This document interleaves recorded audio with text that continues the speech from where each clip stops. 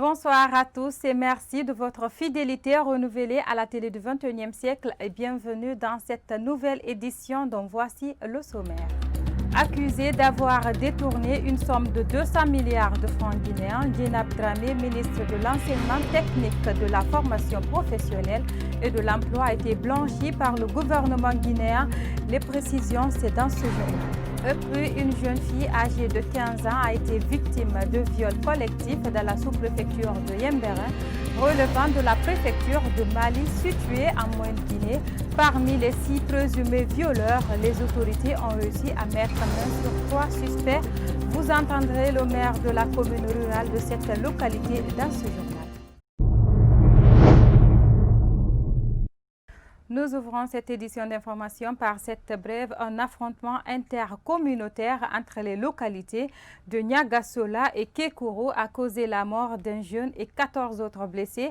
Selon notre source d'information, les affrontements ont commencé dans la journée du mercredi 25 novembre 2020. Un conflit qui a éclaté autour d'une mine artisanale entre les deux localités qui daterait de longtemps. Le traitement des blessés graves est en cours dans un hôpital de la ville de Sigiri depuis jeudi 26 novembre 2020, a-t-on appris. Comme je vous le disais dans le sommaire, accusé d'avoir détourné une somme de 200 milliards de francs guinéens, Djenab Dramé, ministre de l'enseignement technique, de la formation professionnelle et de l'emploi, a été blanchi par le gouvernement à travers un communiqué publié dans la soirée du jeudi 26 novembre 2020 à la télévision nationale RTG à Bintou Souma pour plus de détails. Depuis 24 heures, des rumeurs de détournement de deniers publics circulent dans le pays. Selon certains médias en ligne, la ministre de l'enseignement technique, de la formation professionnelle et de l'emploi, Djenab Dramé, détournerait 200 milliards de francs guinéens. Dans un communiqué en date du 26 novembre 2020, le gouvernement réfute toute allégation contre Dame Djenab Dramé sur le détournement. Dans ce communiqué, le gouvernement n'exclut pas de saisir l'institution régulatrice des médias en Guinée, mais aussi rester en justice contre ce qu'elle appelle les potentielles sources d'information. Je cite, « Le gouvernement de la République a appris avec une vive indignation par voie de presse un prétendu détournement de deniers publics d'un montant de plus de 200 milliards dont se serait rendu coupable un membre du gouvernement en place. » Une information à sensation qui proviendrait de diverses sources, notamment d'une prétendue commission ad hoc domiciliée au cabinet de M. le Président de la République et chargée de faire la lumière sur les détournements des deniers publics et malversations financières. Il n'existe aucune commission de ce genre à la présidence de la République. Le gouvernement dément formellement un scandale financier impliquant un ministre en fonction. Les allégations sans fondement ni preuve avérée de détournement de deniers publics par des fonctionnaires et agents de l'État sont de nature à ternir l'image, la réputation, la crédibilité et la légitimité de l'institution présidentielle et du gouvernement. De telles conjectures jettent le doute dans l'opinion et causent un énorme préjudice aux institutions nationales et personnalités publiques. Le gouvernement de la République, afin d'éclairer la lanterne publique et lever toute équivoque à propos des faits allégués, se réserve le droit de saisir autour de cette affaire montée de toutes pièces la haute autorité de la communication pour interpeller les professionnels des médias à propos de la diffusion de fausses informations. La justice pourrait être aussi saisie pour identifier à des fins de poursuite judiciaire toutes les potentielles sources de désinformation. Après cette sortie du gouvernement, le site guineanews.org replique à son tour en disant, je cite, « Sinon, dans un État qui se veut sérieux, on ne s'en prend pas du tout de go à celui qui dénonce un scandale. Sans avoir diligenté des enquêtes pour démêler le vrai du faux, au lieu de faire bloc derrière ceux qui sont épinglés dans leur gestion de nos deniers publics. » Aller jusqu'à aiguillonner l'appareil judiciaire pour traquer des sources d'information au moment où la loi d'accès à l'information publique vient d'être adoptée par le Parlement. Une contradiction digne d'un apothicaire sans sucre. Pourtant, hier, l'ancienne DAF du ministère de la Santé et de l'Agriculture a sur sa page crié à un règlement de compte visant à salir sa réputation et également à la faire remplacer à son poste actuel.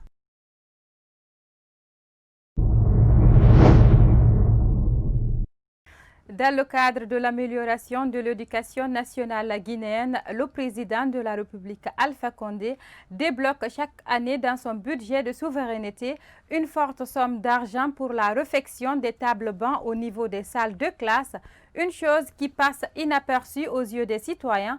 Cette année, le gouvernement a décidé de rendre publique cette action du chef de l'État.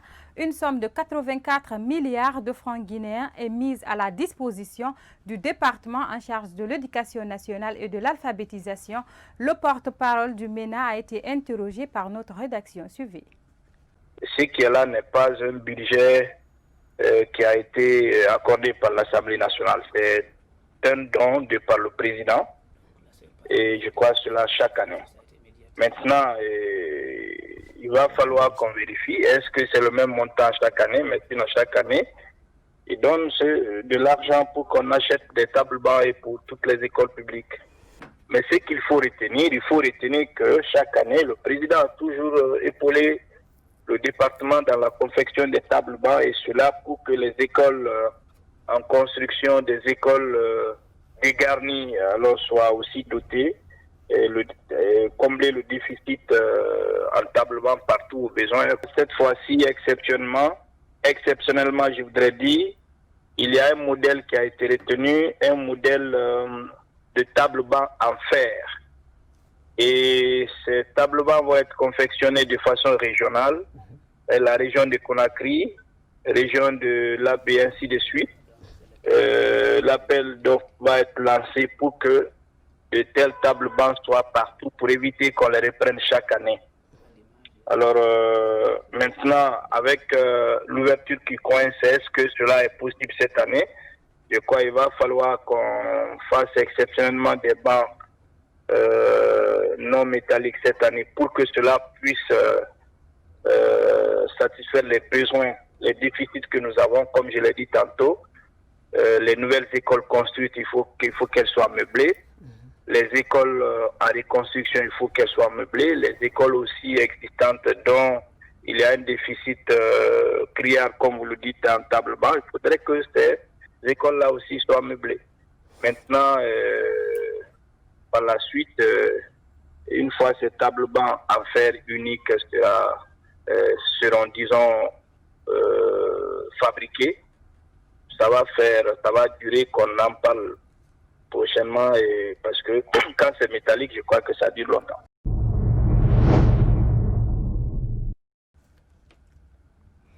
Je vous le disais dans le sommaire, une jeune fille âgée de 15 ans a été victime de viol collectif dans la sous-préfecture de Yembéren, relevant de la préfecture de Mali, située en Moyenne-Guinée. Selon notre source d'information, l'acte s'est passé le mardi 17 novembre dernier aux environs de 16 heures. Les présumés auteurs du viol, au nombre de 6 garçons, ont envoyé la fille dans une maison isolée pour abuser d'elle.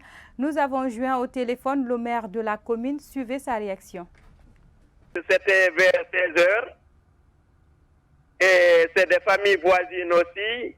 Les 2 jeunes présumés coupables habitent avec la fille, c'est des terrains contigus. Donc, tous sont nés là-bas, grandis là-bas ensemble. Et donc, la fille qui est allée, c'est une de ses copines. C'est là qu'on l'a appelé, c'est là qu'on a retiré son téléphone. En voulant maintenant récupérer son téléphone, et on l'a envoyé dans la chambre. Mais dès qu'elle a crié au secours, et les parents sont venus, les enfants ont sauté par la fenêtre puisqu'il n'y avait pas des antivols et ils ont pris la fuite. Et ils nous ont dit que c'est 6 jeunes. Parmi les 6 maintenant, on a réussi à mettre main sur 3. Les 3 autres, pour le moment, on ne les a pas retrouvés. Mais puisqu'on a donné des renseignements partout, leurs adresses, leurs identités, et je pense en tout cas ils ne vont pas échapper. On va mettre main sur eux. On est là-dessus, en train de faire les recherches. Les 3 autres sont à la prison civile pour le moment. La Société Générale Avicole de Guinée est une ferme située à Djoumaya, à 7 km de la ville de Dubrika. Cette ferme a été construite en 1998 et elle s'étend sur 15 hectares et actuellement, elle possède 50 000 têtes de poules. De nos jours, cette ferme fait face à des difficultés liées à sa zone d'implantation avec l'État guinéen. Yayo Oumoubari et Ibrahima Paye Kamara, reportage.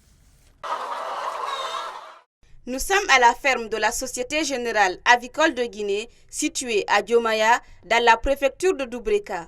Cette ferme, composée de 8 hangars à la ponte, 3 hangars à la poulette et de 2 hangars à la poussinière, doivent être délocalisés dans un bref délai. Une décision des autorités préfectorales issue de la politique de récupération des domaines de l'État. Selon le superviseur de la ferme, le déplacement de cette ferme pourrait causer des dommages économiques à l'entreprise. Ce n'est pas du tout possible. Démanteler un seul hangar, démonter seulement un seul hangar, le démonter seulement un seul hangar va faire au moins 2 semaines. Aller le monter aussi va prendre 2 semaines avec une équipe de 20 personnes, pas seulement 2-3 personnes. Une équipe de 20 personnes, 2 semaines peut démonter le hangar. Un seul hangars. Maintenant, imaginez, nous avons à peu près 14 hangars ici, les 8 à la ponte, les 3 à la poulette, les 2 à la poussinière. Démanteler tout ça et envoyer, c'est tout à fait un processus. Ce délai-là est trop court, trop court. Et ces poules ne peuvent pas se déplacer à une période, à une distance très lointaine. Si tout de suite, imaginez, je ne le souhaite pas, qu'on nous dit d'aller dans un autre quartier ou d'aller dans une autre sous-préfecture. Le transport des poulets là, les poulets là ne pourront pas arriver là-bas. Le mieux c'est de leur laisser ici, vieillir ici, après leur commercialiser, mettre à la disposition des marchés. Cette politique de l'État qui vise à récupérer ces domaines est perçue comme une chasse à la sorcière contre certains entrepreneurs du pays. C'est pourquoi Boubacar Diallo demande au gouvernement de faire preuve de souplesse dans les affaires qui les lient aux opérateurs économiques. Oui, j'ai un message à lancer à l'endroit du gouvernement. Aujourd'hui, le message que je dirais au gouvernement, c'est de ne pas nous décourager, nous investisseurs aujourd'hui. Un investisseur qui est dans tous ses droits, mettez-le dans ses droits. Aujourd'hui, ça fait une mauvaise publicité. Parce qu'aujourd'hui, si on n'avait pas intervenu, ces 50 000 têtes aujourd'hui, on allait venir compter que des cadavres de poulets. Donc aujourd'hui, ça donne une mauvaise publicité de l'État. Je leur dirais de nous accompagner, de ne pas mettre les bâtons sur nos roues, de nous laisser progresser. Toutes nos tentatives pour joindre le préfet de Dubrika ont été vaines. Aux dernières nouvelles, un délai moratoire de 2 mois a été accordé aux propriétaires de la ferme pour libérer les lieux.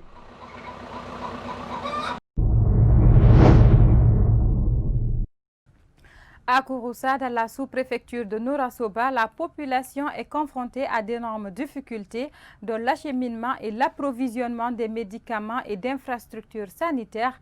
C'est un reportage de nos confrères de Nourasoba Kibaro, rendu en studio par Kadiatou Bari. Selon les autorités locales, la sous-préfecture compte plus de 86 000 habitants. Ici, l'éternelle préoccupation de la population reste l'amélioration des conditions sanitaires. Malgré les 9 postes que compte la préfecture, le système de santé à Nourasoba est confronté à d'énormes difficultés. Ici, les femmes ne sont pas bien nourries. Mais une fois que les femmes viennent pour la consultation prénatale, on les demande de faire des examens. Faire le taux d'hémoglobine, connaître si la femme a un taux bien élevé ou bien si la femme n'a pas un taux bien élevé. Et on fait l'alvéolir encore pour voir s'il n'y a pas de sel dans les urines.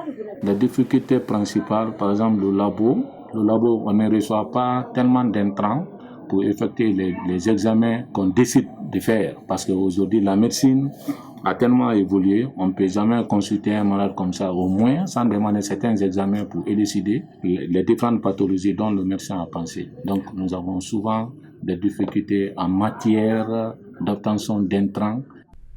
Depuis la construction de ce centre, il y a 30 ans, l'infrastructure n'a bénéficié d'aucune couche de rénovation. En 2016, le président de la République a initié les travaux de construction du centre de santé amélioré de Nourasoba. 4 ans après la pose de la première pierre, les travaux de construction de ces édifices peinent à être achevés.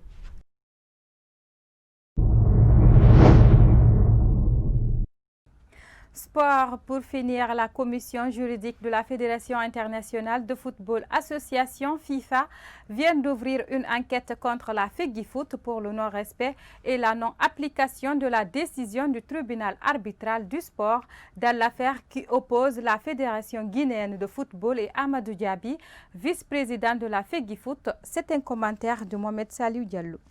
La commission juridique de la FIFA a adressé une lettre à la Fédération guinéenne de football FEGIFOOT pour savoir les raisons qui l'ont poussé à ne pas appliquer la décision du tribunal arbitral du sport TAS. En lieu et place de l'application de la décision du TAS, les responsables de la FEGIFOOT ont préféré sanctionner Amadou Diaby à nouveau. La FEGIFOOT court un risque dans la non-application de la décision du TAS. Si les raisons ne sont pas valables, elle peut être suspendue pour une période de 6 mois à 1 an avec le risque de compromettre la participation de la Guinée à la prochaine Coupe d'Afrique des Nations. Une sanction qui pourrait annuler les matchs de la Guinée de la 5e journée des éliminatoires, indique notre source. À l'international, le Guinéen Ibrahima Sori Konté, défenseur de New York, a été condamné le 26 novembre 2020 à 1 an de prison, dont 6 mois ferme pour violence conjugale. Cette affaire qui avait fait grand bruit au mois de juillet 2020 vient de prendre fin au tribunal correctionnel de New York. Interpellé par la police le 11 juillet 2020 en pleine séance d'entraînement, le footballeur guinéen a comparu cet après-midi devant les juges. Soupçonné de violence conjugale à l'égard de sa compagne, Binta Mina Diawara, Ibrahima Konté a été reconnu coupable des faits qui lui avaient été reprochés par le tribunal correctionnel de New York. Et pourtant, Mina Diawara, sa compagne, avait rassuré de passer par tous les moyens pour éviter la prison aux défenseurs guinéens. Voilà, c'est tout pour cette édition d'information. Merci à tous de l'avoir suivi et les programmes continuent sur la télé du 21e siècle. Bonsoir Philippe.